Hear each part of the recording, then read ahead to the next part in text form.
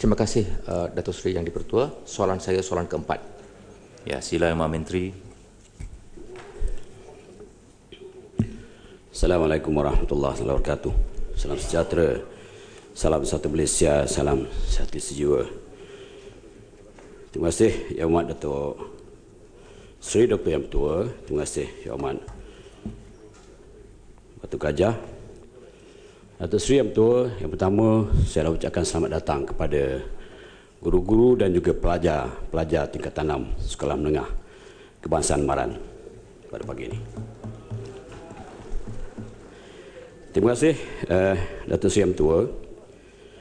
Kementerian Sumber Manusia melalui Jabatan Keselamatan dan Kesihatan Pekerjaan menguatkuasakan Akta Kilang dan Jentera, Akta 139/1967 dan Akta Keselamatan dan Kesihatan Pekerjaan 1994 ataupun Akta 514. Malay Sino Chemical Industry Sdn Berhad, Bukit Merah, Mengelembu, Ipoh, Perak yang merupakan sebuah kilang juga perlu mematuhi kehendak-kehendak kedua akta ini serta peraturan-peraturan yang dibuat di bawahnya, terutama peraturan khas iaitu Peraturan Keselamatan dan Kesihatan Pekerjaan, Kawalan Terhadap Bahaya Kemalangan Besar dalam Perindustrian 1996. Negara Malaysia merupakan salah satu negara terawal di Asia yang menguatkuasakan peraturan khas bagi pepasangan bahaya besar iaitu Peraturan Keselamatan dan Kesihatan Pekerjaan, Kawalan Terhadap Bahaya Kemalangan Besar dalam Perindustrian 1996. Satu seksyen khas ditubuhkan di Jabatan Keselamatan dan Kesihatan Pekerjaan iaitu Seksyen KIMAH, Control of Industrial Major Accident Hazard, dengan izin bagi menangani dan memantau keselamatan dan kesihatan di pepasangan bahaya besar ini yang melibatkan penggunaan, penyimpanan dan pengangkutan satu atau lebih bahan berbahaya. Kerajaan memandang serius terhadap kemalangan yang berlaku dan melibatkan bahan kimia berbahaya kepada kesihatan.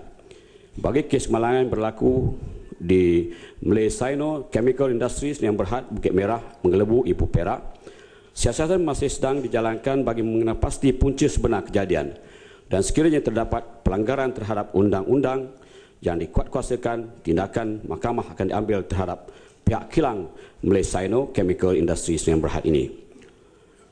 Pada 17 hari bulan 9 2016 hari Sabtu lebih kurang 9.45 pagi, tangki ferric chloride tiba-tiba runtuh dan pecah yang mengakibatkan ferric chloride keluar memenuhi kawasan Banwall. Pihak Malay Sino telah mengaktifkan pasukan bertindak kecemasan ERT untuk menetralkan ferric chloride dengan menabur sebut soda ash. Ketika pihak ERT menjalankan kerja-kerja menetralkan ferric chloride, pihak ERT mengesan terdapat gas klorin yang terhasil daripada kebocoran pada paip penghantaran sodium hypochlorite yang pecah terkena runtuhan tangki ferric chloride. Tindak balas antara ferric chloride dan sodium hypochlorite ini telah menghasilkan gas klorin. Setelah mengesan wujudnya gas klorin, sistem pengungsian ataupun pengosongan diaktifkan dan ketika pengungsian dijalankan, 2 orang pekerja telah didapati terhidup gas klorin dan serta-merta dihantar ke Hospital Ipoh. Pihak Malay Sino memaklumkan kejadian awal kepada pihak bomber sementara seramai 25 orang dari pasukan ERT cuba menetralkan gas klorin dengan menggunakan sodium sulfat dan water curtain ataupun dinding air yang melalui bomber. Namun fume yang terhasil daripada tindak balas penetralan tidak dapat dikawal pihak ERT Malay Sino. Pada jam 12 tengah hari, bacaan gas klorin adalah 3 ppm ataupun 3 ppm adalah teknikal Datuk Seri, 4 per million.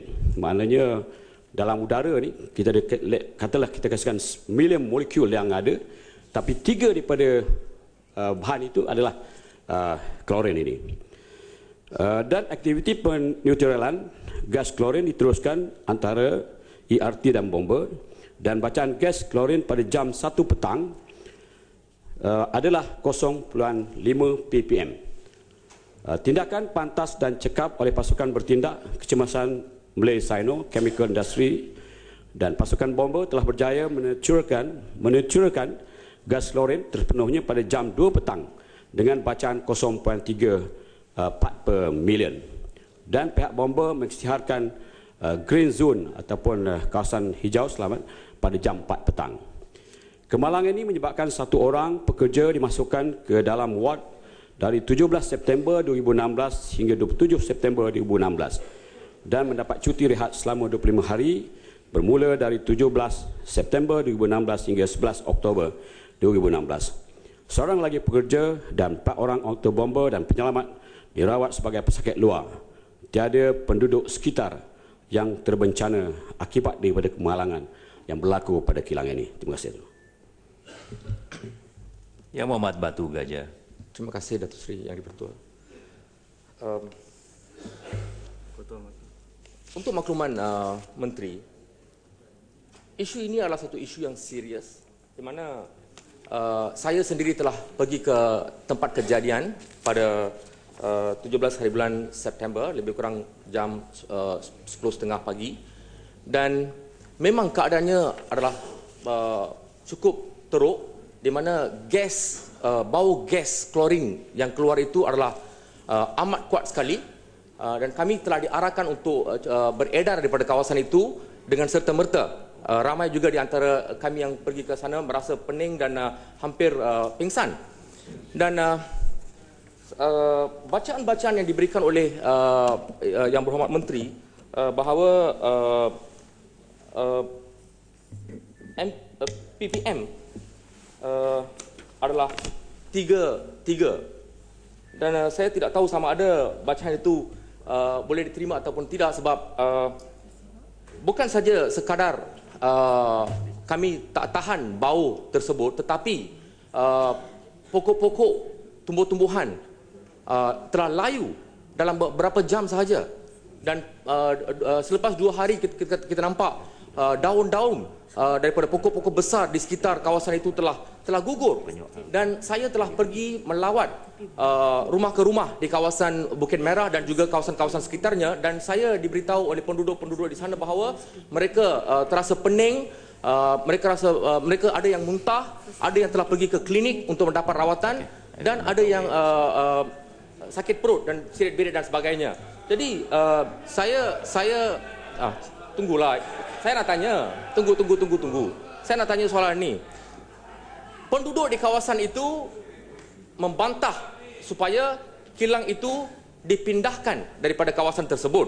Jadi saya nak minta pendirian kerajaan, sama ada tak apa-apa usaha telah diambil oleh pihak kerajaan untuk memindahkan kilang itu, sebab kawasan ini adalah satu kawasan yang kontroversial. Dulu Asia Rare Earth, sekarang Malaysia Sino. Jadi penduduk-penduduk di situ merasa tertekan dan mereka tidak puas hati wujudnya satu kilang kimia di sini. Jadi saya nak tahu sama ada kerajaan mempunyai hasrat ataupun tidak untuk memindahkan kilang itu daripada kawasan penduduk ramai ini.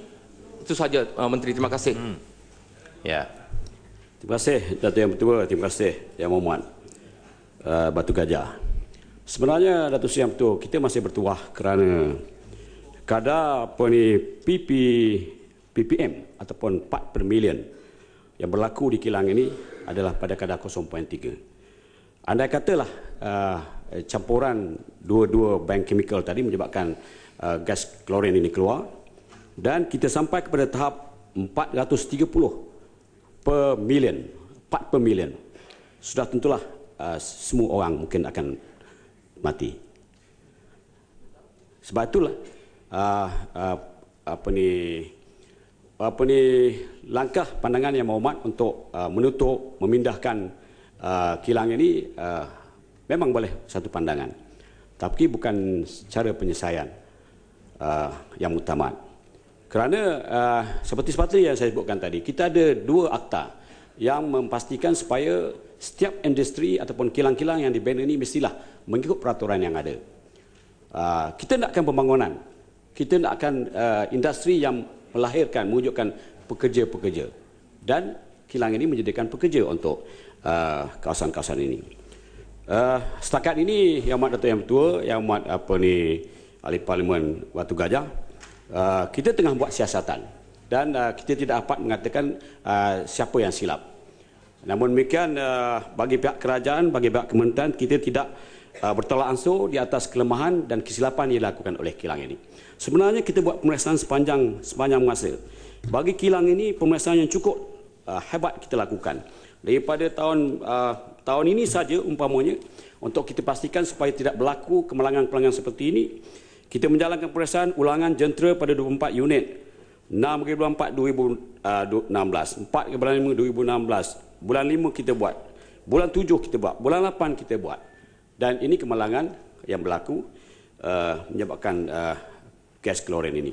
Jadi Datuk Seri Yang Bertua, saya tidak nak menyatakan di sini apa pendirian kerajaan seperti ini. Tetapi kalau hasil daripada laporan ini, akhirnya kita dapati bahawa kilang ini perlu dilakukan sesuatu, maka pihak kerajaan bertanggungjawab untuk membuat sesuatu. Masuklah mengambil tindakan kepada pengusaha kilang. Andai kata berlaku kecuaian melibatkan kemalangan yang berlaku. Terima kasih Datuk Mentua.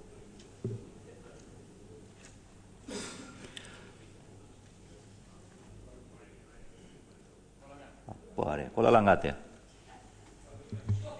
Terima kasih Datuk Seri Speaker kerana memberi ruang pagi-pagi kepada saya untuk soalan kedua. Ya. Soalan tambahan.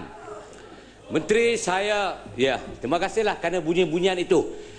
Menteri, ya, jangan terganggu ya, Mat. Ya, saya tak terganggu, tapi lenggong selalu mengganggu. Timbalan Menteri, saya kusyuk dan tawaduk melihat jawapan yang Timbalan Menteri telah berikan. Namun, isu kegusaran dan kekhawatiran itu Timbalan Menteri katakan bahawa ada dalam Akta OSHA dan ianya menjadi satu perkara yang amat dikhawatiri, ditakuti oleh pekerja dalam sektor yang Timbalan Menteri bicara tadi. Jadi melihat daripada itu, soalan saya menjurus kepada apakah langkah kementerian untuk memastikan Akta OSHA itu sendiri terbabit dengan syarikat-syarikat beresiko tinggi yang berdepan dengan keadaan keselamatan dan kesihatan itu terpalit dengan Seksyen 30 dipasti wajibkan dalam keadaan posisinya itu. Akta Seksyen 30 Akta Sokso yang memberikan para wajib kepada syarikat untuk memastikan jawatan kuasa keselamatan dan kesihatan itu mesti diwujudkan untuk memastikan keselamatan itu dapat dipantau.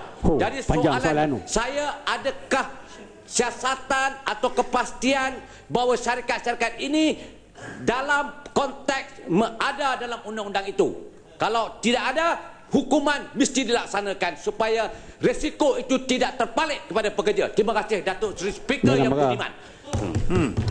Cantik teh. Yang budiman, Menteri pun budiman ya. Datuk Seri Yang Bertua. Ya, YB Budiman pun ada ya. Saya ingat Yang Muhammad apa ni? Kuala Langat ni dia macam kena nak kempen Datuk Seri Yang Bertua. Saya MTC punya keadaan sekarang. Tak. Dia suara saja yang Muhammad. Datuk Seri Yang Bertua. Sebenarnya kita serius. Saya ingat sama saja. Bagi kita sama ada kerajaan, pembangkang dan sebagainya, kita mesti serius. Tidak ada mainan dalam kerja-kerja seperti ini. Andai kata kilang ini melakukan kesilapan, kesalahan, maka tindakan mesti diambil. Tidak kira siapa. Sebab itulah Datuk Seri Yang Bertua, di negara kita ni kita ada lebih kurang 26,115 kilang. 316 buah kilang adalah kilang yang dikategorikan sebagai pemasangan berbahaya besar, seperti mana kilang Malay Sino ini, yang terlibat dengan industri kimia, kimikal dan sebagainya. Malay Sino Chemical Industry ini merupakan satu kilang yang end product dia, hasil keluaran akhirnya ialah berbentuk bahan-bahan kimia. Jadi sudah itulah bahan kimia ini lebih agak berbahaya dan kita akan pastikan dan pemeriksaan seperti mana yang saya sebutkan kita buat, pemeriksaan berjadual kita lakukan. Bahkan bagi kilang-kilang yang saya sebutkan tadi, umpamanya kita membuat audit kepada kilang-kilang ini. 2013 54 audit kita berlakukan, 2014 24, 2015 37 dan 2016 19 kita buat auditan. Namun demikian Datuk Seri Yang Bertua, kilang-kilang ini sebelum mereka beroperasi, kita minta supaya maklumat-maklumat atau data diberikan kepada pekerja dan juga penduduk di sekitar supaya mereka tahu ketika mana kilang ini beroperasi, apa bahan yang dikeluarkan, apa akan berlaku andai kata berlaku perkara-perkara yang seperti mana yang berlaku kepada asid ataupun bahan kimia ini. Jadi saya kira kerajaan sudah tentulah tidak bertolak ansur dalam melaksanakan perkara ini. Umpamanya penilaian terhadap tempat-tempat kerja ni kita lakukan. Seperti pengenalpastian dan penilaian bahaya besar, kawalan operasi, program kecemasan, pengurusan pengubahsuaian, sistem pengurusan keselamatan dan kesihatan pekerjaan, di segi polisi, organisasi dan sebagainya. Jadi yang umat kalau enggak risau. Namun kita perlukan juga feedback, maklumat daripada kita semua dan orang ramai supaya tidak berlaku kemalangan-kemalangan seperti mana ini, dan kita bersyukur kerana kemalangan ini tidak menjejaskan penduduk di sekitar secara besar. Terima kasih banyak. Terima kasih.